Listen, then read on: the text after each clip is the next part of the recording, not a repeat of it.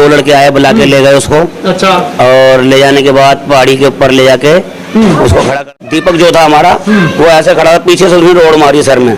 अच्छा, रोड और वो जैसे वो नीचे गिरा ना, फिर उसके ऊपर एक और रोड मारी है। अच्छा। फिर वो कहते हैं 308 का मुकदमा लगा रखा है। अच्छा। और उस बंदे को छोड़ रखा है। कुछ होश ही नहीं, बयान कहाँ देगा। अच्छा, होश नहीं है अभी लड़के को। हमारे हिसाब से तो वो लड़का खत्म। दिल्ली पुलिस काम कहाँ करती है सर, आपको भी पता है। अगर काम कर रही होती तो फिर यहाँ का ऐसा माहौल नहीं होता बिल्कुल भी। कुछ भी कसूर से धोखे से बुला के मारा और बात करते, कोई बात ही तो हमें बताते ना घर के अंदर कि ये बात। कुछ नहीं कर पाएंगे ये, आगे से करेंगे। जो क्राइम हो रहा है इसको रोका जाए। और रोड के साथ सर आम काम हो रही है, ये कोई तरीका थोड़ी है। बताओ, एक लड़का वो विधवा औरत, वो 3 लड़कियां, उनके कैसे पालेगी, कैसे नहीं करेगी। एक ही सहारा रह गया, वो सहारा भी चला जाएगा तो वो क्या करेगी बताओ।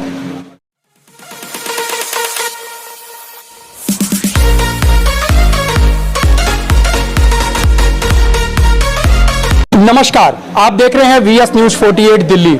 जी हाँ, मैं आप लोगों को बता दूं, इस समय पटेल नगर विधानसभा क्षेत्र के अंदर ही आपके नेहरू नगर गली नंबर 6 के अंदर में हूँ। जी, अभी आपको मैं बता दूं, पिछले जो 3 दिन जो बीता हुआ है, इसके अंदर इसी 6 नंबर के अंदर में एक ऐसी घटना होती है।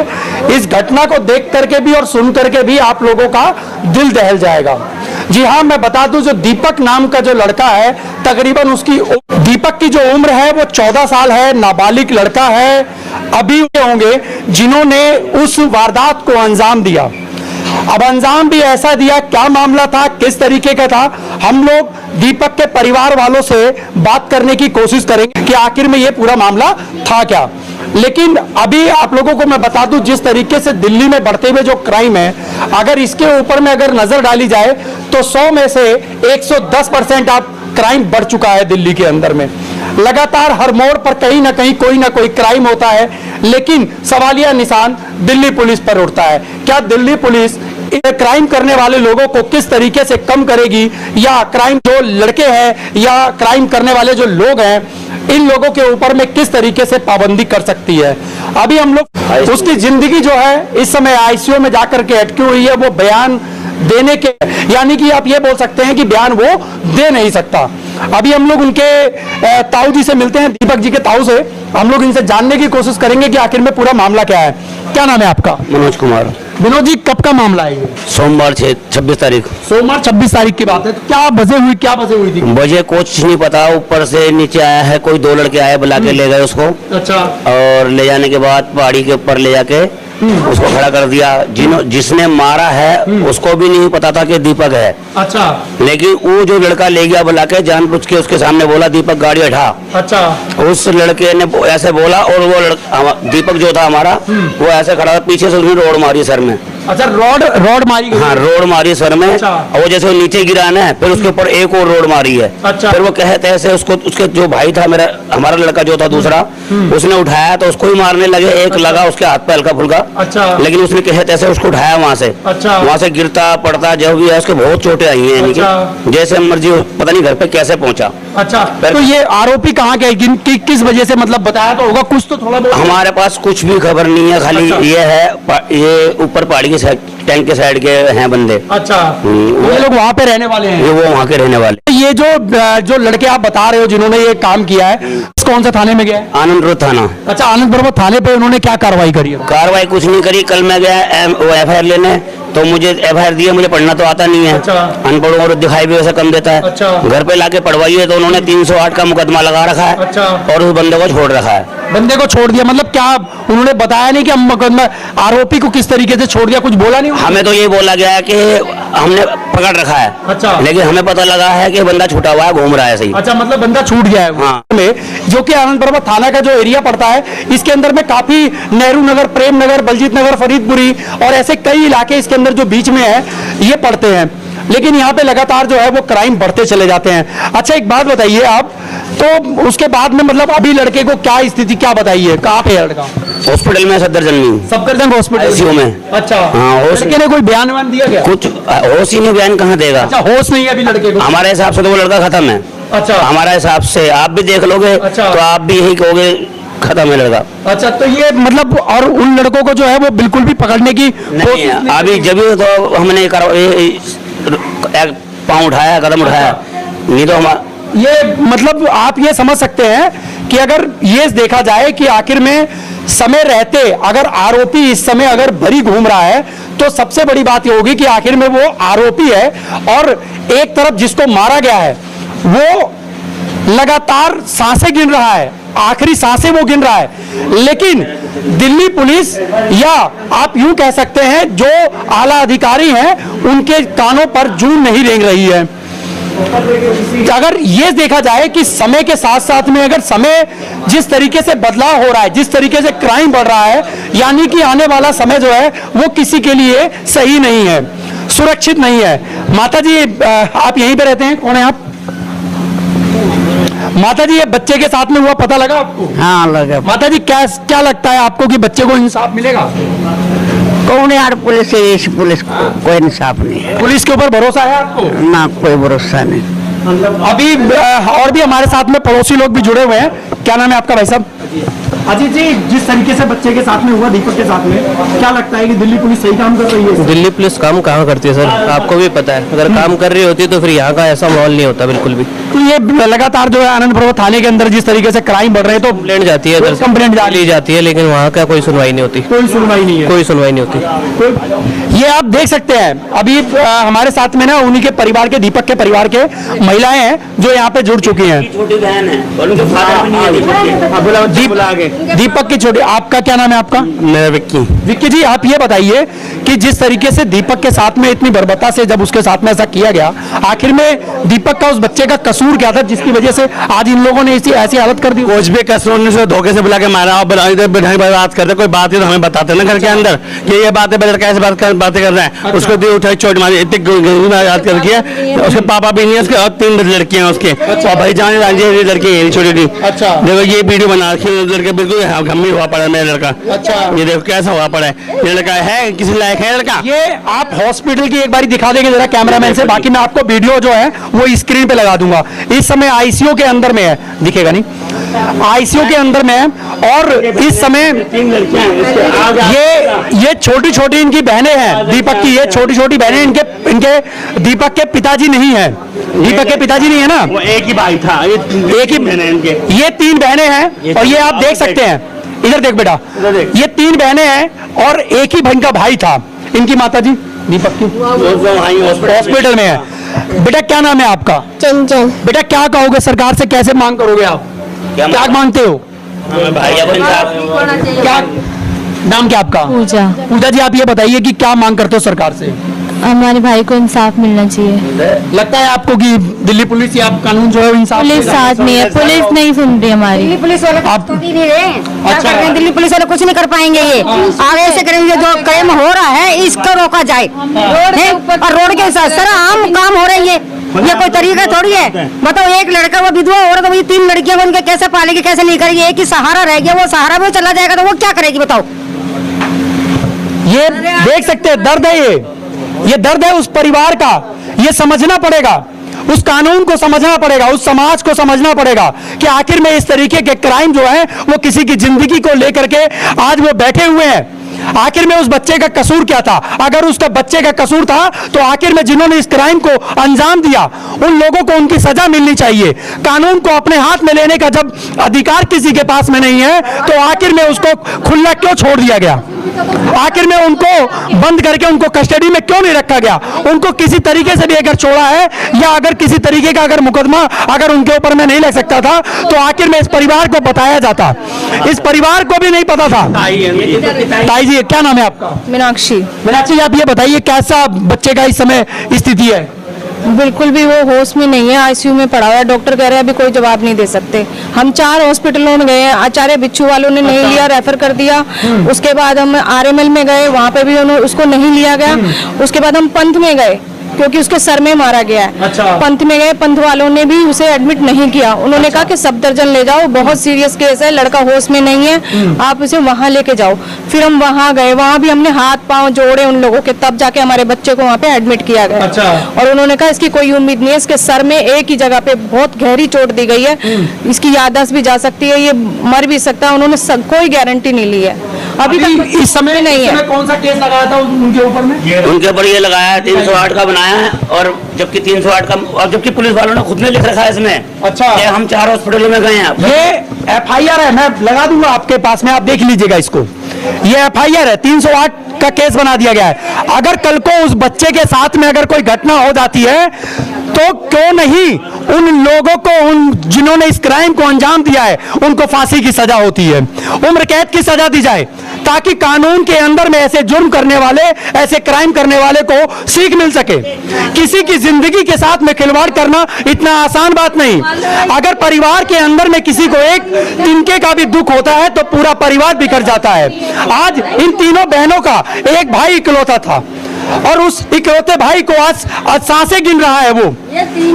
आप ये समझ सकते हैं, हमारी वीडियो के माध्यम से तमाम यहाँ पर लोग इस समय इकट्ठा है, पूरे मोहल्ले के लोग हैं।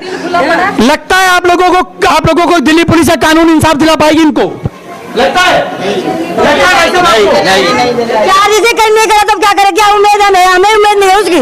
दिल्ली पुलिस को उम्मीद नहीं है हमें। हमारे बच्चे मौत के मुंह पड़ा, उसको क्या उम्मीद है बच्चे के? समाज आखिर में कब तक,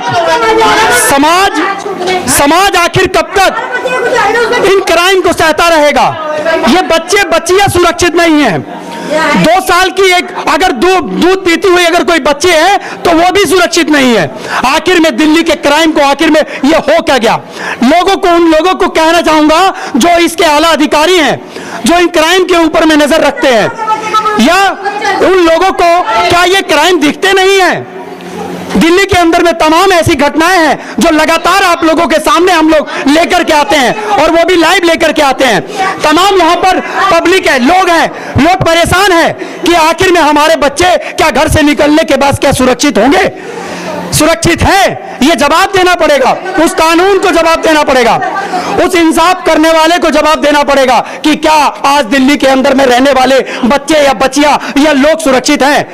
अगर कानून इतना लचीला होगा तो आखिर में कानून ही अगर बढ़ावा देगा क्राइम को, तो आखिर में ये लोग कहाँ जाएंगे? आप लोग क्या मांग करना चाहते हो सरकार से, बताइए। हमारे बच्चों को इंसाफ मिलना चाहिए, और जो जिन्होंने मारा वो पकड़े जाने चाहिए, उनको उम्र कैद होनी चाहिए। ये कहना चाहिए जो जितने क्राइम हो रहे हैं उनका भी तो कुछ हल होना चाहिए ना। दिल्ली सरकार पुलिस वाले कुछ नहीं कर रहे, उनके हाथ में नोट चले जाते हैं, वो मुंह बंद हो जाता है, वो क्या कहते हैं हाँ कर देते हैं यहाँ पर। और उस समय दिल्ली पुलिस के लोग यहाँ पे पहुंचे थे, यहाँ पे आपके घर पे आया था कोई? दो जने आए थे बस। अच्छा। वो आके पूछ के कौन से हॉस्पिटल में, मैंने आपको पता होगा। अच्छा। फिर जाके मैंने बताया, जब जाके वहाँ पहुँचे हैं। मतलब दिल्ली पुलिस वाले यहाँ पे पहुंच जाते हैं, उनको ये भी नहीं पता होता कौन सा हॉस्पिटल में? क्या यूँ बोले गए मुझे, फिर मैंने बताया, उसमें उस वक्त नाम बताया हॉस्पिटल का, जब जाके वहाँ पहुँचे हैं। तब जाकर के वो हाँ। पहुंचे हैं।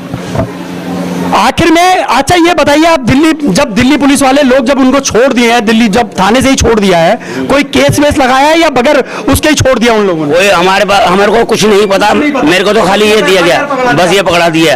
और ये पकड़ाने के बाद एक मैं कल के थाने के चादर मुझे भेजा कि तू जा, तो उन्होंने छोड़ने बोला पहले कोई समझदार इंसान को भेजो, तो मैं बड़ा भाई उसका, मुझे मैंने कर दिया, तो उसको भेजो, उसके फादर को। तो मैं कोई बात नहीं, मैं चादर को भेजा, कह रहा उसने तो फुट्टा ही मारा था, तुम थे वीडियो दिखाओ आगे। उसका बाप बोलता मुझे वीडियो दिखाओ, वीडियो से तुमने वहाँ डेट कर दी, क्या वीडियो दिखाएंगे तुमने? तुम पैसे भर के किसको, क्या इसका भी लड़का मारा गोली खा के? तो इतने जो गहरे घाव बने हैं वो क्या बता रहे थे? फुट्टा मारा? हाँ, क्या वो क्या फुट्टा मारा है इसमें? और यह नहीं मारा, फुट्टा मारा है। फुट्टे से घेर चोट लग जाती है बंदे के। और उसको कह रहा है इसका भी लड़का मारा था, SO जी बोले इस बात को कि उसका लड़का भी तो मारा, 2 महीने पहले गोली मार के, कि हमने मारा, अपने उसके कलम से मारा हो। तो जिसने ये क्राइम किया था उसके घर के अंदर में उसके लड़का भी मरा है। हाँ। गोली कांड से। हाँ। अच्छा इस कांड से नहीं मरा वो। वो पहले हुआ था कोई, वो क्रिमिनल था पहले, उसको किसी और ने मारा, उसको तो। अच्छा, उसको किसी और ने मार दिया। तो ये मैं पुलिस ने अभी दिल्ली पुलिस जिस तरीके से इस परिवार के साथ में या यूं कहें कि नाइंसाफी कर रही है, हालांकि अगर दिल्ली पुलिस अगर ऐसे क्राइम करने वाले को अगर वो छोड़ देती है तो आप ये समझिए कि क्राइम को बढ़ावा मिलेगा या नहीं मिलेगा। अच्छा, आप ये बताइए माता जी कि अगर क्राइम करने वाले को छोड़ दिया जाएगा तो बढ़ावा मिल रहा है कि नहीं? बढ़ावा मिल रहा थोड़ी उनका बच्चे के साथ में हाथ उठा लेते हैं। अगर हमारे बच्चे कुछ कौन जुम्मेदार है उसका? ये आज पूरी गली है, ये आज पूरी गली, एक बारी कैमरामैन से कहूंगा सामने दिखा दें, आगे और पीछे कैमरा दिखा दें। ये आज ये पूरी गली जो है, पूरा मोहल्ला जो है, ये खड़ा है उस बच्चे के परिवार के लिए, उस परिवार के साथ में खड़ा है। लेकिन आप ये बताइए कि जो बच्चा आज हॉस्पिटल के अंदर में आईसीयू में अपनी सांसें गिन रहा है, आखिर में आप ये बताइए कि उस बच्चे के साथ के अंदर में उस परिवार का हाल क्या होगा। अगर उस बच्चे को अगर कल को कुछ हो जाता है तो आखिर में क्या इसकी जिम्मेदारी क्या सरकार लेगी? ये आप देखिए, अभी इस समय लड़का न जिंदा है और न वो मरा हुआ है, वो बीच में रुका हुआ है। लेकिन अगर खुदा ना खास्ता अगर कभी इस बच्चे के साथ में अगर कुछ घटना हो जाती है तो क्या इन बच्चों का क्या होगा, इस परिवार का क्या होगा, उनकी बहनों का क्या होगा, उसकी माँ का क्या होगा जो विधवा है। ये विधवा जो उनकी माँ है वो इस समय अब बच्चे के साथ में हॉस्पिटल में है। ये आप देख सकते हैं, ये लड़कियां हैं, ये चारों हैं, ये देखिए चारों लड़कियां हैं। उस भाई का जो लड़का जो इस समय हॉस्पिटल में है, ये चारों लड़कियां हैं, ये उनकी भाई है, इनकी बहन है। और आप ये देखिए समाज आज पूरा खड़ा है इस पूरे गली के लिए, और यहाँ का लड़का समाज का दिखा दीजिए, पूरा समाज आज खड़ा है इस परिवार के लिए। वो 14 साल के बच्चे की आखिर में उसकी ऐसी दुर्दशा करने वाले को आखिर में दिल्ली पुलिस या अधिकारी जो यहाँ पे बैठे हुए हैं, जो क्राइम के ऊपर में नजर रखते हैं, क्यों नहीं ऐसे लोगों को सजा देते, क्यों नहीं उन लोगों को पकड़ करके उनकी सजा मुहैया कराई जाए कि ताकि क्राइम कहीं ना कहीं ये कम हो सके। लेकिन फिर भी क्राइम जो है वो लगातार बढ़ता चला जा रहा है। ऐसे अधिकारी लोगों को आंख खोलने की जरूरत होगी, कान खोलने की जरूरत होगी।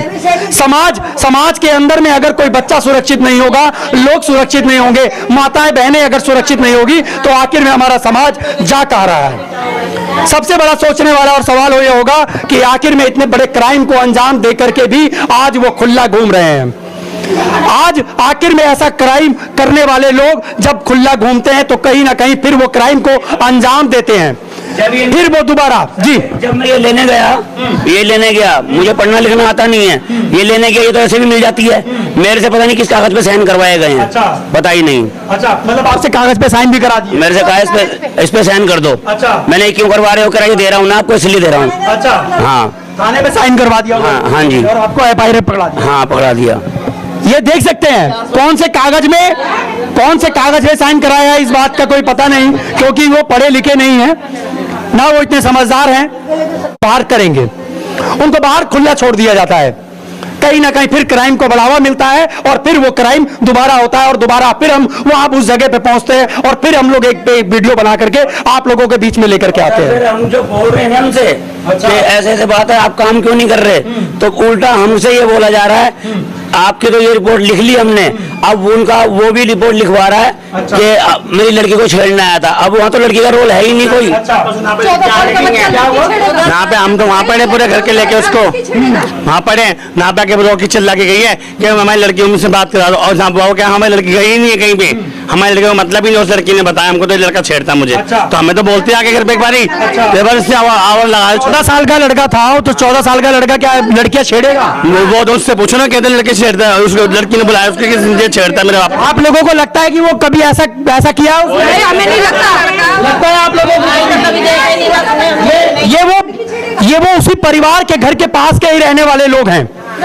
ये बड़े बुजुर्ग हैं, सारे बड़े बुजुर्ग हैं, महिलाएं भी हैं, बुजुर्ग भी हैं, लोग भी हैं। यहाँ पर तमाम लोगों को भी इस बात का पता होगा कि बच्चा मेरा कैसा है, इस गली का रहने वाला वो लड़का कैसा है। क्या इन लोगों की बातें झूठी है? क्या इस चीज को कानून समझता नहीं है कि 14 साल का बच्चा जो है वो इस तरीके की हरकत कैसे करेगा? अगर उसने करा भी होता तो हो सकता था कोई बात होती, लेकिन अगर ऐसे क्राइम कर करके इनके ऊपर में उल्टा क्राइम एक और डाल दिया जाता है, उस बच्चे के ऊपर में इल्जाम लगा दिया जाता है, तो आखिर में आप ये सोचिए कि आखिर में ये कानून जो अंधा कानून कहलाता है, क्या ये हकीकत में अंधा कानून है? सोचने वाली बात होगी। आज आपको लगता है कि बाबूजी वो लड़का ऐसा था? नहीं, लड़का बहुत बढ़िया था जी, लड़का बहुत अच्छा था। लड़का था ऐसा क्या? अच्छा था। उसने कभी गलत काम किया? नहीं, गलत लगता है ये पूरा ये समाज है, ये इसी गली के लोग हैं, ये लोग इसी गली के लोग हैं और इनकी मांग यही है कि कहीं ना कहीं उस बच्चे को, इस दीपक को जो है वो इंसाफ मिले, इन बहनों को इंसाफ मिले, इन बच्चों को, इस परिवार को इंसाफ मिले। कैमरामैन से कहूंगा सामने दिखाएं। ये पूरा परिवार जो है वो यहाँ पर है, उनकी बहनें दीपक की यहाँ पर हैं और आप ये देखिए आज अगर इस बच्चों को इंसाफ नहीं मिला तो आखिर में इनको आगे चल करके इनको दुख और सुख का सहारा कौन बनेगा? कोई नौकरी नहीं है, फैक्ट्री में जरा हमारा ऐसा काम करती है। अच्छा। थोड़ा बहुत कहाँ से तो वो लगाएगी।